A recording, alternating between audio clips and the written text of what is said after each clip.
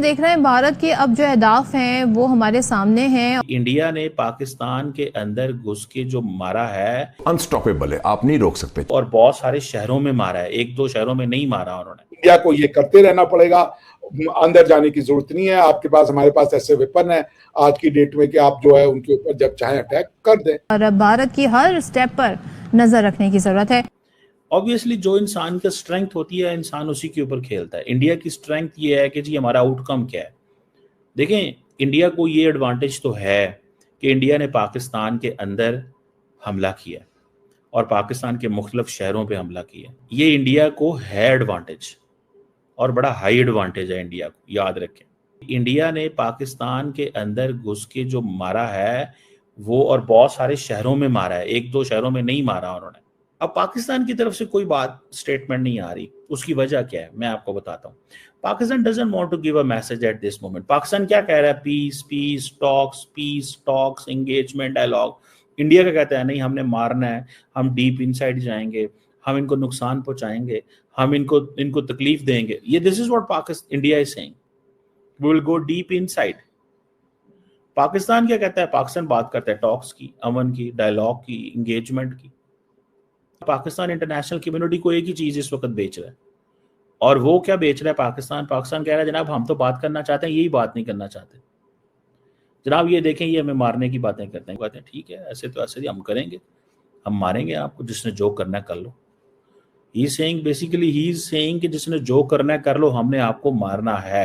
India को ये करते रहना पड़ेगा, अंदर जाने की जरूरत नहीं है। आपके पास, हमारे पास ऐसे वेपन है आज की डेट में कि आप जो है उनके ऊपर जब चाहे अटैक कर दें। ये एक रियलिटी अब पाकिस्तान को एक्सेप्ट करनी पड़ेगी कि एक सब न्यूक्लियर कन्वेंशनल वॉर की जगह इंडिया ने बना दी है।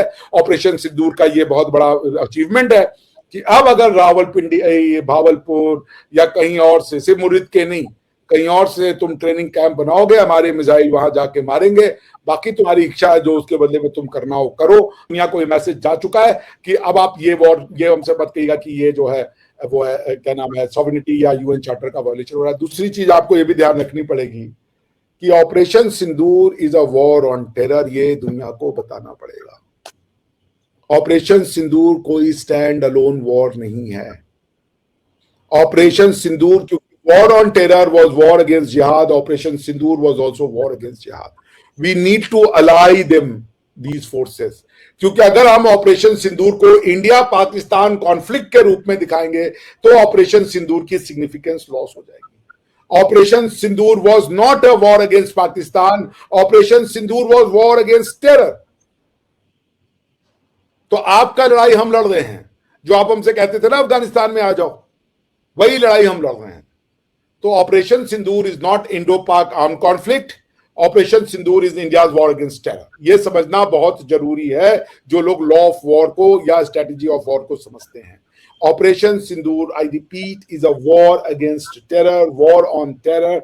इट इज वॉर ऑन जिहाद, इस्लामिक जिहाद। It is war not against Pakistan. अब पाकिस्तान के आर्मी को यह चूज करना है कि are they going to fight war against terror में on behalf of terror, then so be it, तब हम आपको मारेंगे। क्योंकि मोदी जी ने क्या किया? मोदी जी ने कहा कि now a terror act against India would be an act of war।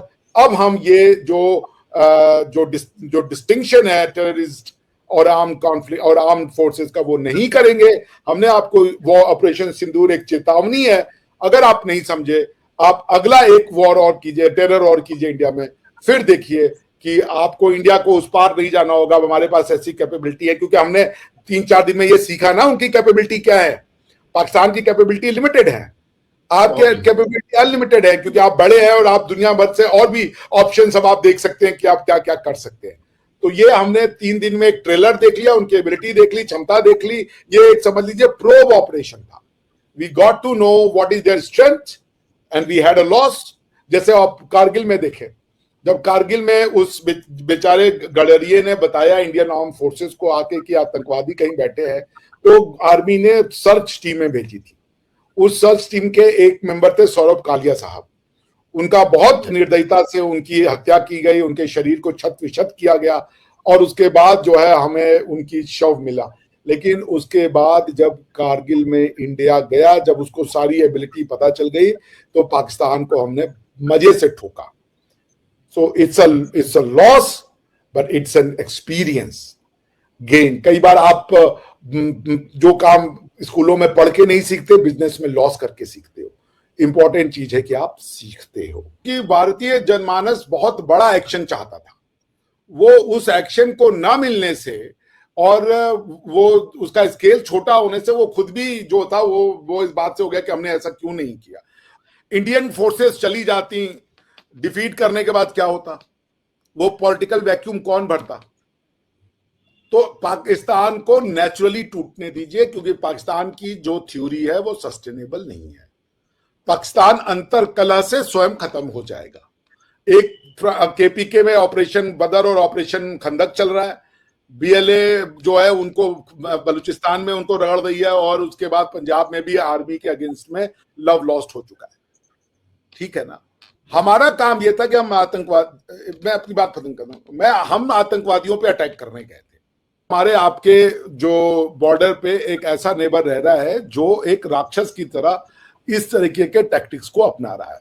प्रभु श्री राम जब बच्चे थे तो विश्वामित्र जी के वहां पे इसलिए गए थे क्योंकि विश्वामित्र जी जब यज्ञ और हवन और किसी जो वो अपनी दैनिक दिनचर्या करते थे तो राक्षस उसमें विघ्न उत्पन्न करते। तो प्रभु श्री राम तब से लड़ रहे थे और अंत में भी लड़ना ही पड़ा। ऑपरेशन सिंदूर के दौरान पाकिस्तान को भारत ने अनप्रेसिडेंटेड किस्म का नुकसान पहुंचाया और पाकिस्तान के डायरेक्ट मिलिट्री इंस्टॉलेशंस पर हमले किए और उनका बहुत ही ज़्यादा नुकसान किया। लेकिन इस हमले के तुरंत ही बाद पाकिस्तान की तरफ से प्रोपेगेंडा स्टार्ट हो गया और ये प्रोपेगेंडा ज़्यादा करके उनकी लोकल पॉपुलेशन को बरगलाने के लिए था कि पाकिस्तान ने भारत को धूल चटा दी है और पाकिस्तान ने बहुत ज़्यादा नुकसान कर दिया है भारत के अंदर। ये सारा प्रोपेगेंडा था असलियत को छुपाने के लिए। और पाकिस्तान की जो आवाम है वो काफ़ी इलिटरेट किस्म की है और कॉन्स्पिरेसी थ्योरीज़ में बहुत ज़्यादा यकीन करती है, इसीलिए वो तुरंत ऐसी बातों पर यकीन भी कर लेते हैं। लेकिन अब धीरे धीरे सच्चाई सामने आ रही है। खुद पाकिस्तान के लोग ये मान रहे हैं कि पाकिस्तान के अंदर भारत ने बहुत ज़्यादा हमले किए और जिससे बहुत ज़्यादा नुकसान हुआ और पाकिस्तान के तमाम जो शहर हैं बड़े, उन पर भारत ने हमले किए और भारत इतना अंदर तक आ गया। ये एक बहुत ही चिंताजनक सिचुएशन है पाकिस्तान के लिए।